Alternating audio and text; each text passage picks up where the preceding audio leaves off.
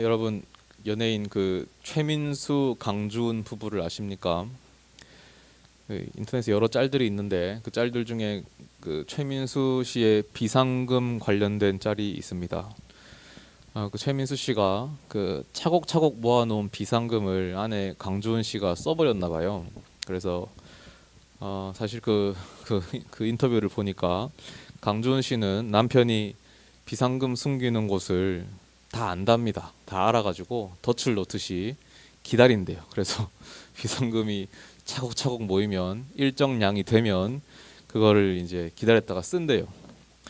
그때도 그렇게 이제 그거를 쓰신 모양이에요. 그러니까 최민수 씨가 열이 뻗쳤는지 보면 방송에 보면 목 뒤에 얼음팩을 대고는 이야기를 합니다. 아니 그 돈을 어디에 썼냐 했더니 강준 씨가 그 돈이 무슨 돈인데? 아니, 내 돈 이러니까 강준 씨가 정색을 합니다. 내 돈이란 건 없어. 한 집안 식구 우리 돈이야. 그러면서 이 대단한 논리를 펼치는데 네 거가 내 거고 내 거도 내 거야. 네 거는 내 거, 내 거도 내 거.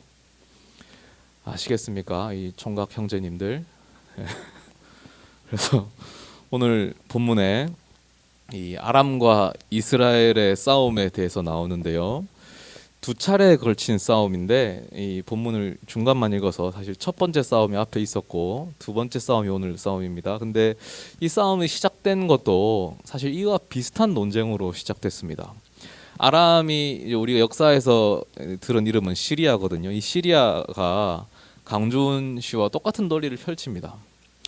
어느 날 이제 사람을 보내는 거. 이스라엘아, 네 거가 내 거고 내 거도 내 거다. 네 거는 내 거, 내 거도 내 거.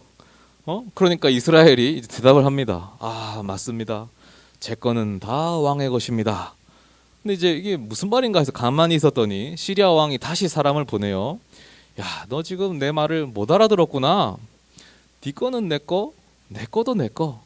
그래서 지금 내가 가서 네 거를 다 싹쓸이해서 가져갈 거야.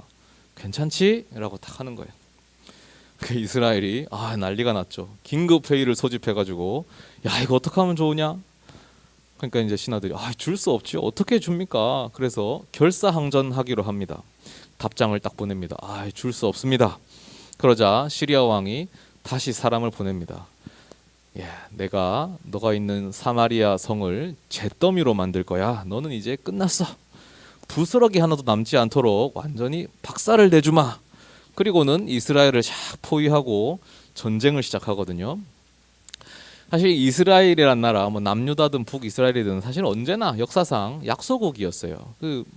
이게 우리가 다윗 솔로몬 얘기하는데 그때 잠깐 반짝했을 뿐입니다. 근데 그때도 이스라엘이 잘했다기보다는 좀 잘한 면도 있겠지만, 근데 그것보다는 주변국들이 그때 다 침체되어 있던 시기였어. 그래서 좀 이렇게 반짝했죠.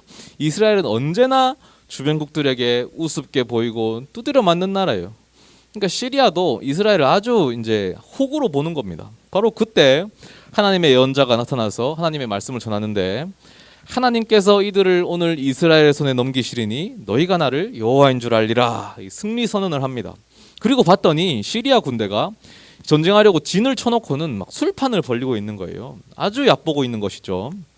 그래서 이스라엘이 특작 부대를 꾸려서 그 시리아를 박살을 냅니다. 이것이 이스라엘과 시리아의 첫 번째 전투였어요. 시리아가 자존심이 잔뜩 상합니다. 동네 호구한테 털린 거거든요. 국제 호구인데 털린 거예요. 쪽팔려서 못 살죠. 그래서 두 번째 전쟁을 준비합니다. 시리아 신하들이 왕에게 조언을 합니다. 왕이시여, 그거 아십니까? 지난번 전쟁에서는 우리가 산에서 싸워서 졌습니다. 이스라엘의 신은 산의 신입니다. 그러니 이번에 평지에서 싸운다면 우리가 반드시 이깁니다. 그래서 엄청난 수의 군대를 모아서 평지에서 맞붙어요. 아주 자신감이 넘치는데요. 이 두 번째 전쟁이 어떻게 끝났겠습니까? 제가 이 최근 설교들에서 연속적으로 강조했던 메시지가 있는데요. 하나님께서 우리 삶의 주인 되신다라는 이 선언이었습니다.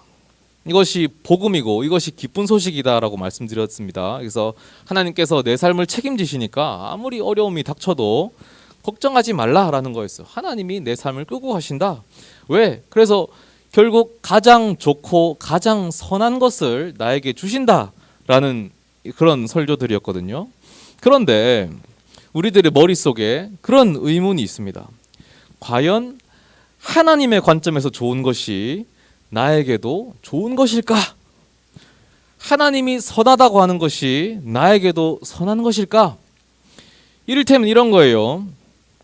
제가 지난달에 제 생일이 있었는데 이 많은 분들이 축하를 해주셨습니다. 근데 제가 작년 생일과 올해 생일 1년 사이에 이 선물의 종류가 달라졌는데요.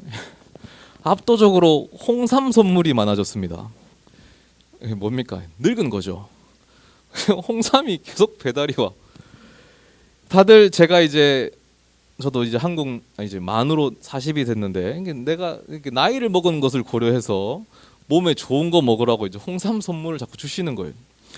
홍삼이 뭡니까? 몸에 좋은 거죠. 선하고 좋은 겁니다. 근데 만약에 이거를 몸에 좋다고 해서 제가 우리 애들한테 먹인다면 어떻겠습니까? 우리 애들이 6살, 4살, 4살인데 애들이 좋아하는 음료수는 뭐 선물은 이런 게 아니잖아요. 애들은 설탕으로 범벅이 된 음료수를 좋아하거든요. 거기다가 장난감도 앞에 끼어 있으면 금상첨화죠. 근데 그 설탕 음료수가 몸에 좋겠습니까? 그래서 제가 막 설명을 해주는 거예요. 얘들아, 이런 단당류는 몸에 좋지 않단다. 뭐 인슐린 분비를 급격하게 해서 비만을 초래할 수 있고 충치를 유발할 수 있단다. 그러니 이 홍삼을 마시는 게 어떨까? 홍삼을 매일 한 번씩 먹으면 면역력 강화에 아주 큰 도움이 될 거야. 아빠는 너희에게 언제나 좋은 것을 준단다. 그래서 어린이날 기념 서프라이즈로 홍삼 한 박스를 딱 주는 거죠. 우리가 이런 생각을 갖고 있는 거예요. 하나님의 관점에서 좋은 것이 나에게도 좋은 것일까? 하나님이 가장 선한 것을 나에게 준다고 하시는데 왠지 그게 내 입장에서는 좀 좋지 않을 것 같다는 거죠. 그게 홍삼 원액일 것 같다는 거예요. 나는 내 입장에 좋은 걸 받고 싶은 거죠. 설탕 범벅 음료수가 먹고 싶은 거예요. 당장 살이 좀 찌더라도 내 입에 좀 달콤한 걸 먹고 싶은 거예요. 그거 한번 먹는다고 뭐 큰일 나는 거 아니잖아요, 사실. 근데 하나님이 어떤 분이세요? 우리가 알죠, 하나님에 대해. 좁은 길을 걸어라 하시는 분이시고 십자가를 지고 가라고 하시는 분이시고 예수님 자신이 먼저 십자가를 지신 분이시고 그러니 그분이 우리 입맛에 달달한 그런 걸 주실 것 같지가 않다는 그런 이야기입니다. 좀 더 솔직하게 이야기를 해볼까요? 예수님은 가난한 자의 친구셨거든요. 언제나 가난하고 배고픈 자들과 함께 다니셨습니다. 그러니 우리에게도 그런 걸 요구하실 것 같다는 거예요. 나는 싫은데 나는 배부르고 싶다고요. 내 배가 불러야 남의 배도 보이는 거지, 안 그래요? 근데 하나님 보시기에는 나는 배고프고 남은 배 부르게 하는 삶이 좋은 삶일 것 같다는 거죠. 하나님은 가난한 자의 신이지 부자의 신은 아닌 것 같습니다. 시리아와 이스라엘의 전쟁으로 이야기를 전환해 보겠습니다. 시리아의 신하들은 호언장담했습니다. 이스라엘의 신은 산의 신이다. 그래서 평지로 유인해서 싸우면 우리가 반드시 이긴다. 이 발언에 대해서 어떻게 생각하십니까? 고대인들의 생각에는 이게 당연했어요. 각각의 신들은 자기들의 고유한 영역이 있었습니다. 예를 들면 그 바다의 신 포세이돈 아시죠? 여러분, 포세이돈이 불구덩이에서 싸우는 거 들어보셨습니까? 아니면 뭐 산에서 싸우는 거 들어보셨습니까? 아니면 지옥의 신 하데스. 근데 하데스가 천국에서 싸운다는 거 여러분 들어보셨어요? 그런 일은 일어나지 않습니다. 절대 안 일어나요. 근데 이스라엘의 신 야훼가 어떤 신입니까? 신의 산에서 그 모습을 드러내셨거든요.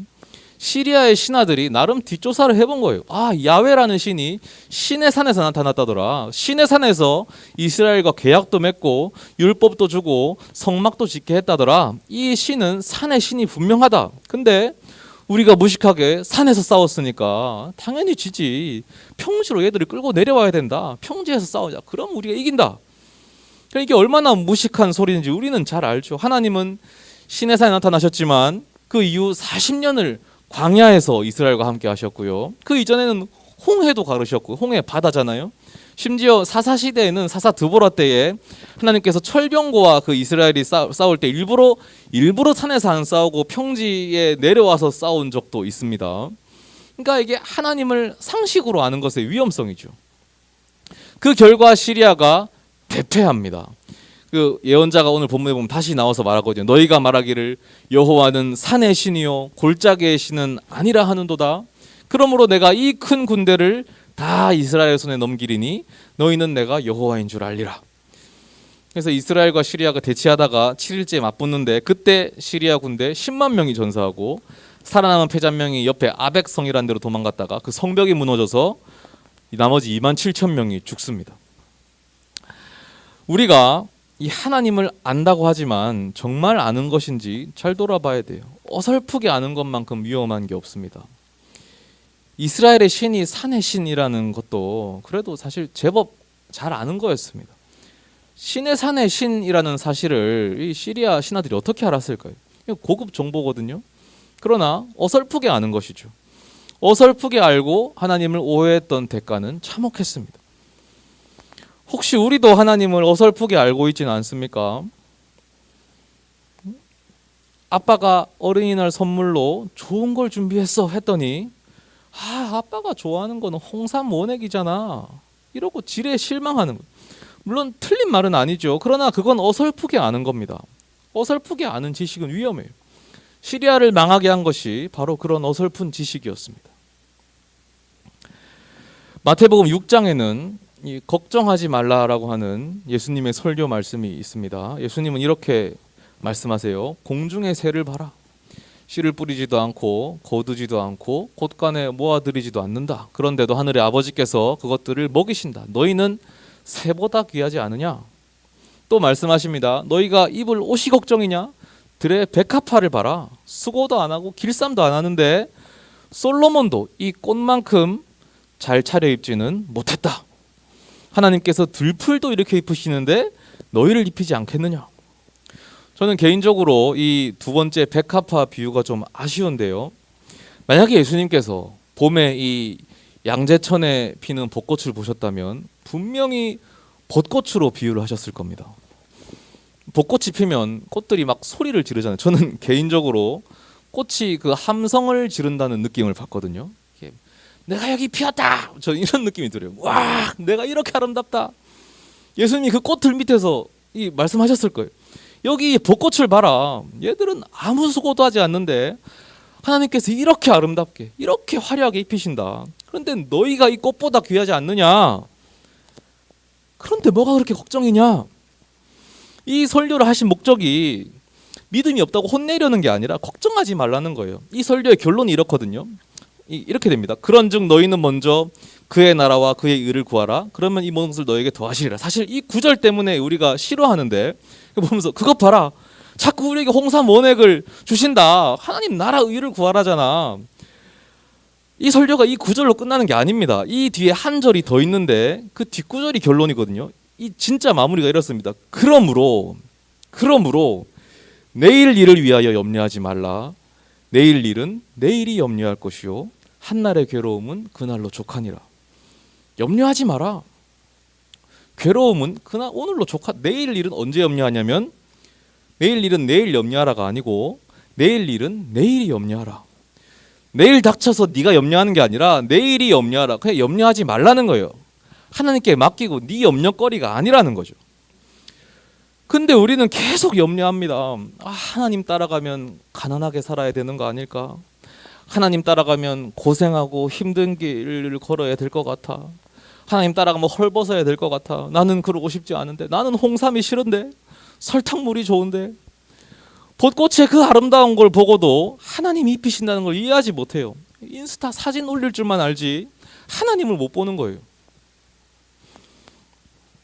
제가 소년부 전도사를 할 때인데 여기 교회에서 제가 성령님의 함께 하심에 대해서 설교를 한 적이 있습니다. 야, 천지를 창조하신 하나님이 언제나 나와 함께 하시는데 얼마나 든든하냐 했더니 놀랍게도 얘들이 치를 떨더라고요. 왜 그런지 아세요? 얘들은 성령님이 나와 함께 한다는 사실이 마치 공부하라고 잔소리하는 엄마가 24시간 옆에서 지켜보는 느낌으로 애들 받아들이더라고요. 그러니까 얼마나 싫겠어. 와, 이 하나님이 나를 언제나 감시하는구나.